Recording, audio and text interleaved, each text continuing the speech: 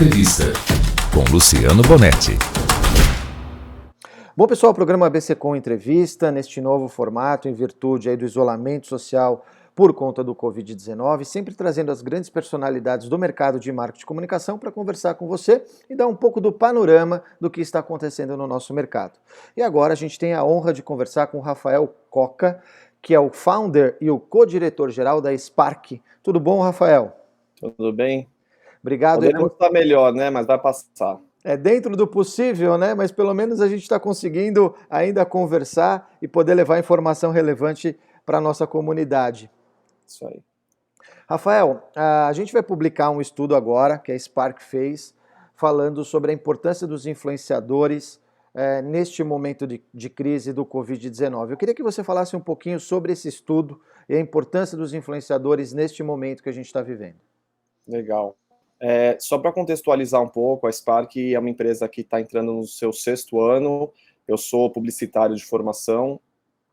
E quando nós decidimos montar a empresa, eu e os outros 2 sócios que continuam até hoje aqui na empresa, o Rafael Pinho e o Marcos Bois, a gente entendeu que o mercado de marketing de influência ele começava a tomar mais forma, a ter um amadurecimento como disciplina, e a gente estruturou a Spark para ser uma empresa para fazer ativação de marcas com influenciadores digitais.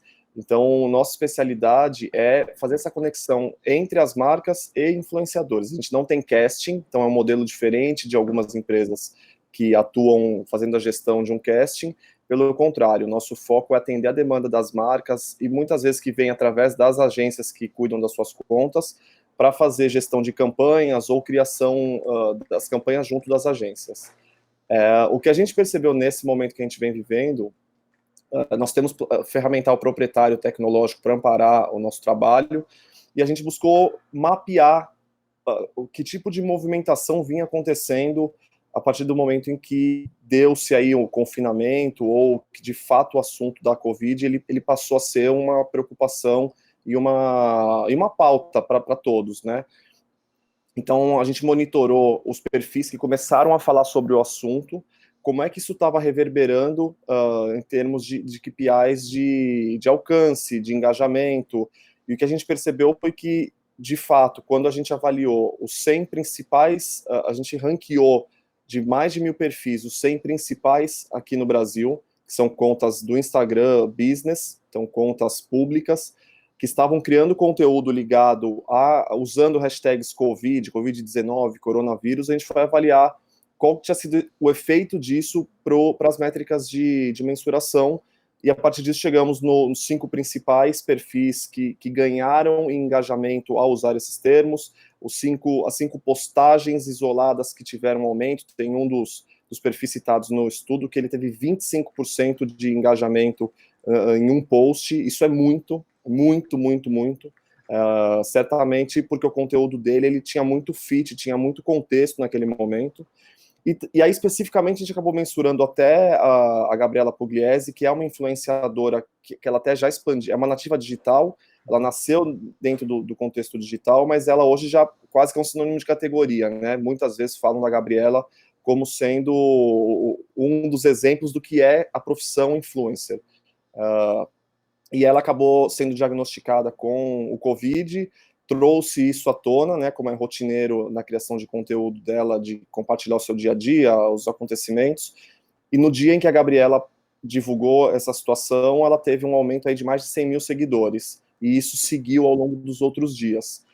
Então, o que a gente destacou, principalmente, é que isso reforça que os influenciadores eles têm um papel, uma responsabilidade com a sua criação de conteúdo. Se antes a gente já falava sobre isso, sobre a importância de você ser um veículo de comunicação e você ter uma responsabilidade com o que você publica, com as informações que você coloca, com a forma que você se associa com marcas, quando a gente fala de um assunto dessa gravidade, dessa importância, ficou ainda mais evidente o papel dos influenciadores, como comunicadores e com a responsabilidade sobre o que comunicam. Aí a gente pode até entender o influenciador, como você disse, né, como comunicador, também como uma marca, né, a marca do influenciador, o que ele representa para o seu público, e a preocupação, como você disse, com o conteúdo né, correto, relevante, pertinente a isso. O que mais os influenciadores falaram sobre isso? Qual era a linha de conduta deles? Era mais de informação do que estava vivendo no dia a dia? Porque muitas vezes a gente estava com informações desconexas, desencontradas, ou a imprensa tentando trazer os especialistas de cada área para tentar dar um amparo à população em meio a um alarde também de pânico. O que os influenciadores trouxeram mais de acordo com o seu perfil nas informações? Eu acho que teve de tudo. O que a gente percebeu, primeiro foi isso está comprovado, até ontem o YouPix divulgou um estudo super interessante também, para pôr números por trás dessa questão das pessoas estarem consumindo mais conteúdo, dos influenciadores e creators confirmarem que criaram mais conteúdo, estão criando mais conteúdo nesse período de confinamento, né, de restrição de movimentação. E o que a gente percebeu é que os influenciadores, cada um foi atuando da sua maneira. Então, proliferou muitos perfis que até então não estavam na pauta. Eu vou dar um exemplo aqui, o Thales Gomes, que é um empreendedor, ele dobrou o número de seguidores dele, porque ele passou a fazer lives, ele trouxe outro dia, até, inclusive eu acompanhei, logo começou isso, um infectologista para tirar dúvidas do que estava todo mundo ainda, naquele primeiro momento, com dúvidas do que acreditar, do que não acreditar, do que era de verdade. Então, teve gente que trouxe informação, teve gente que trouxe humor, teve gente que está trazendo conforto, tem gente que está trazendo seu dia a dia normal, tem gente errando a mão, a minha visão, que continua fazendo a vida como se ela... A vida mudou, você não pode mais fazer o look do dia e falar que é legal pôr o look do dia para ficar em casa. Não é isso que está na pauta das pessoas nesse momento. Ainda que o mercado tenha que continuar, que a gente vai está encontrando formas criativas de manter o consumo, a economia girando, é muito importante você ter o tom adequado nesse momento. Então, quando a gente fala aí da relação dos influenciadores com marcas, a gente viu marcas que abriram mão da sua mensagem, que estava planejada já há um tempo. A Luísa Sonza, por exemplo, fez isso junto da Quem Disse Berenice. Ela falou, esse era um publi planejado para eu falar do meu batom, mas eu vou aproveitar aqui junto com a marca que me patrocina para reforçar a importância de ficar em casa. Então trouxe conhecimento. O que a gente viu foi cada um dentro da sua editoria. Isso que é o legal, né? Dando o fit, ou seja, não saindo do que é o seu propósito ou do que ele está trabalhando, ele achou um caminho dentro dessa linha dele, né? Isso também eu acho que é importante até para as marcas que se identificam com esse influenciador e acreditam nesse influenciador, né? Eu acho que tem um fenômeno aí, o fenômeno das lives, que na verdade já tem gente essa semana que tá, pelo amor de Deus, não façam mais lives, né? Porque virou 8 da noite, 9 é prime time. Você entra lá, você vai zapeando pelas lives, porque tem muita coisa acontecendo ao mesmo tempo. E são mais de 200 canais disponíveis, né? Você tem muitas lives disponíveis, né? Mas tem os influenciadores com perfil fitness que estão fazendo as lives de aulas, que muita gente está treinando em casa com esse apoio. Tem os influenciadores que criam conteúdo, cada dia entrevistando um perfil diferente, para falar sobre essa situação. Tem as diversas lives falando sobre economia, as lives, ontem eu estava acompanhando uma mesa redonda falando sobre os direitos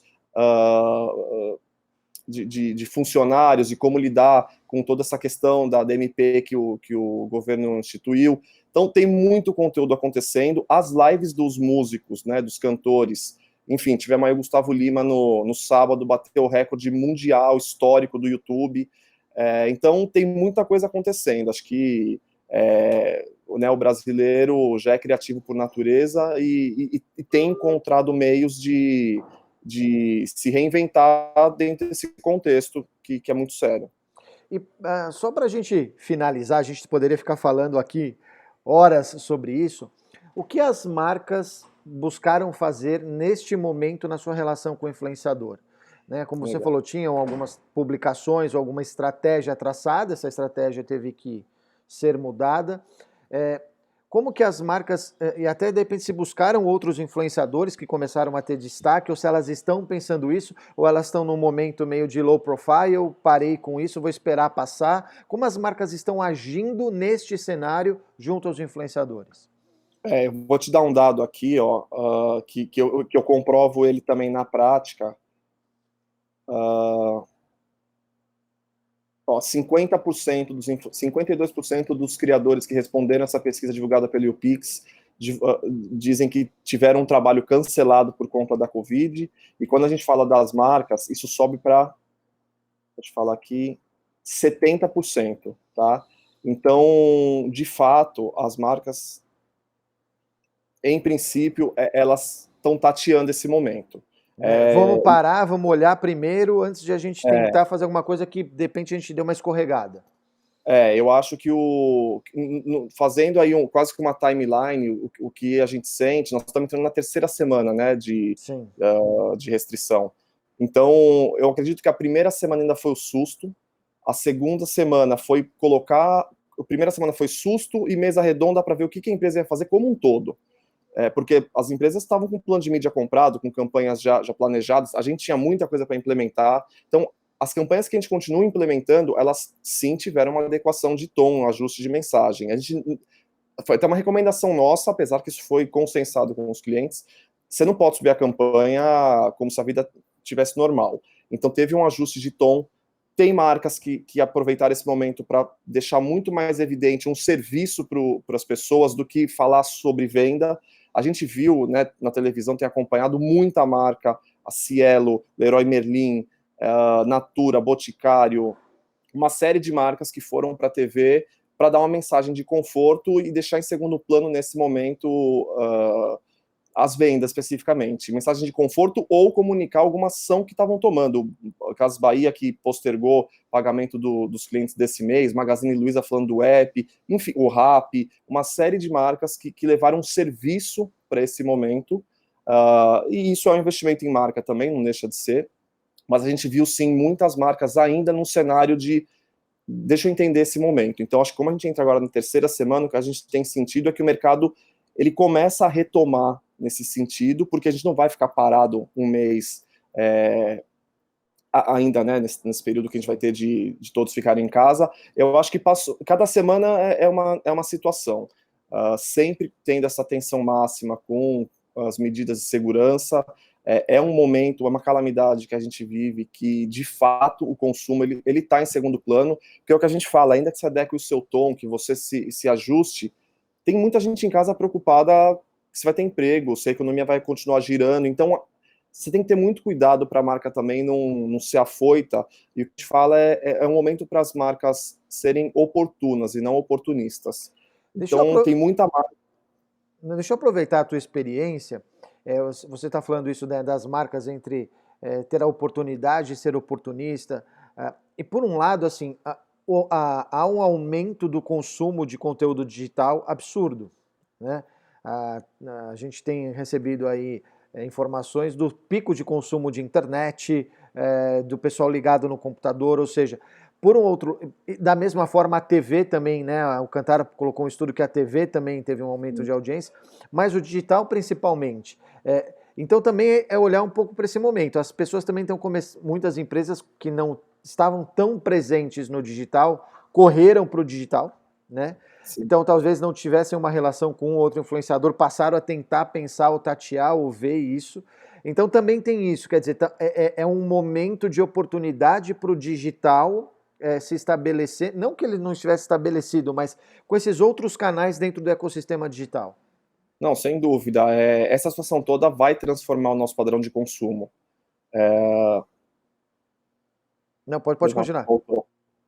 Essa situação toda ela vai transformar o nosso padrão de consumo. Eu estou pegando aqui o dado também que veio do Google, aliás, desculpa, de um outro estudo aqui, que 71% dos consumidores afirmam que pretendem aumentar o volume de compras online.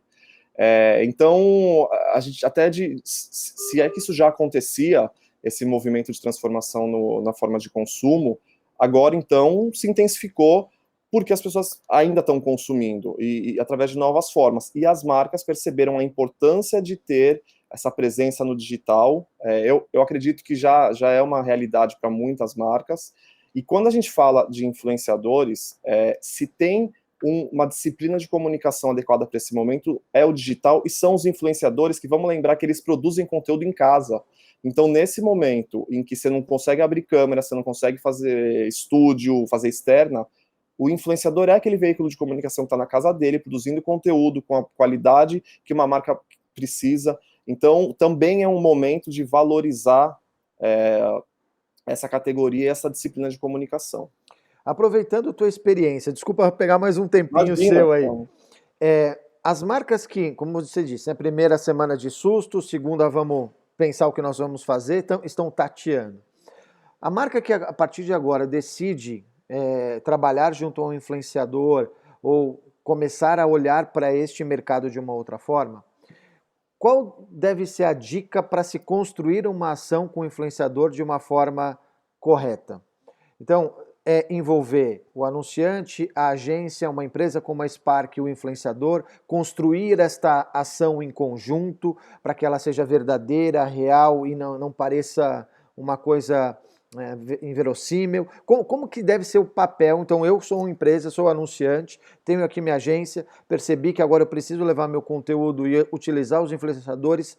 Como que deve ser o processo de pensar a criação desse conteúdo? Obviamente a gente sabe, como você disse, agora a gente tem que olhar para o cenário, mas a dica para as empresas, como produzir ou como construir um conteúdo com influenciadores?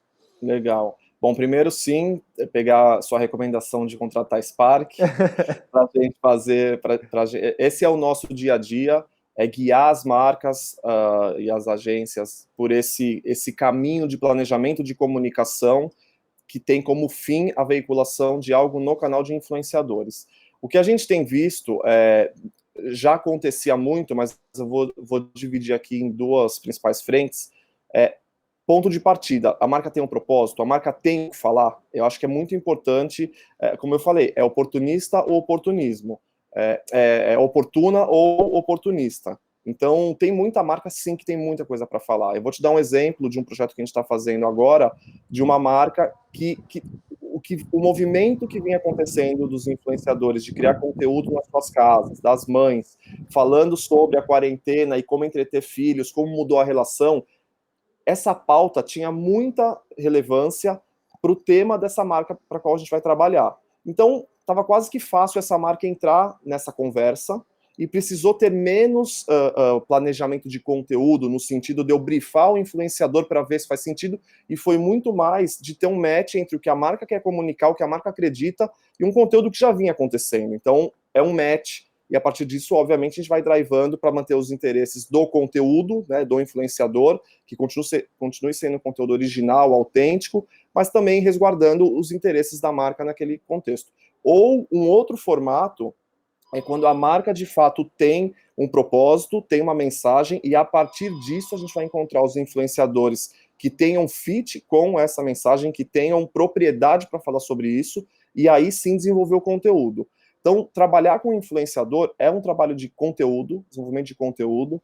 Quando a gente comparar com televisão, a brincadeira é que tudo é merchandising, porque sempre vai ter uma personificação, sempre tem a sua marca na voz de uma pessoa, e aí vai da produção de conteúdo. Tem influenciadores com maior capacidade de produção, tem perfis de influenciadores que eles vão te dar mais awareness, mas são menos criadores de conteúdo. Isso acontece muito com artistas, com essas personalidades que migram do offline para o online.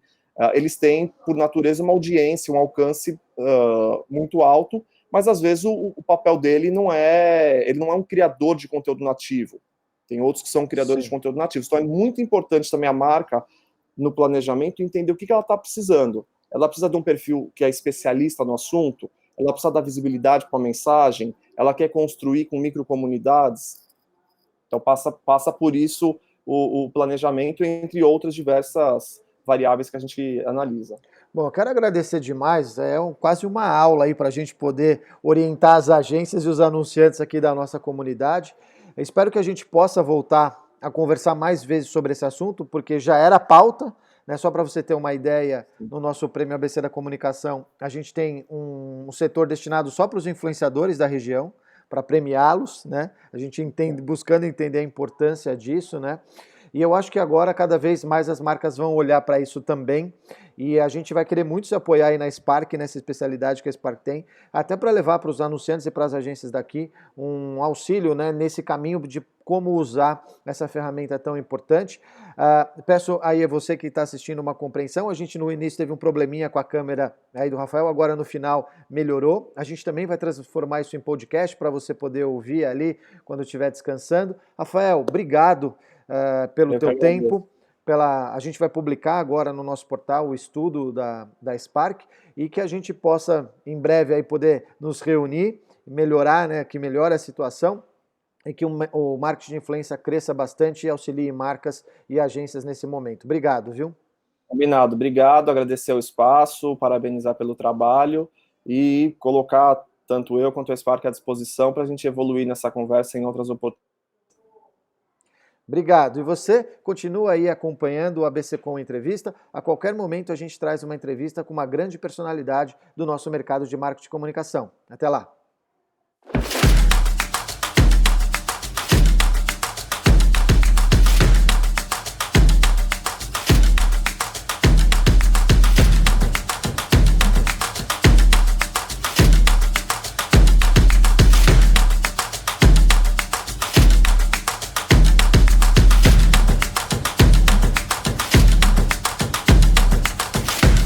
ABC Com Entrevista, com Luciano Bonetti.